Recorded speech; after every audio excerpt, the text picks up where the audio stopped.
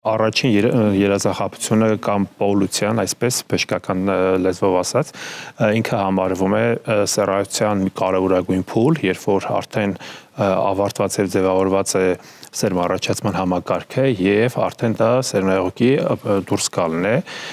երազախախության միջոցով։ Սա առողջության նշան է ստեյության, այսինքն երեխայի մարմնասեռական զարգացումը ճիշտ ընթացքով է ընթանում։ Դա իր համար ստրես է միանշանակ։ Ես կարծում եմ, որ նախապես արդեն պետք է խոսել դրա մասին, որ մոտավորապես այդ տարիքում պետք է դիտվի այսպիսի երևույթ։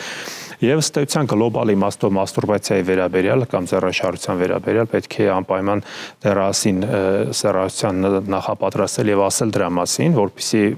ինքը չկարդա բազմաթիվ ինֆորմացիաներ, համացանցում սարսափելի աղավաղված եւ վատ ինֆորմացիաներ կան, եւ հենց մաստուրբացիայի վերաբերյալ կան չափազանց սխալ ինֆորմացիաներ, որ դա կարող է բերել կուրության, դա կարող է բերել ողնաշարայի խնդիրների, ողնուղեղի խնդիրների եւ այլ, ու բացարձակ դա սուտ է եւ դա ընդհանուր առողջ ֆիզիոլոգիական գործունեության մի դրսևորում է, որը իհարկե ունի իր ֆիզիոլոգիական ձևերը, մաստուրբացիա եւ կա պաթոլոգիկ տեսակներ, որոնք արդեն ծնողների պետք է շարության կենտրոնում լինեն։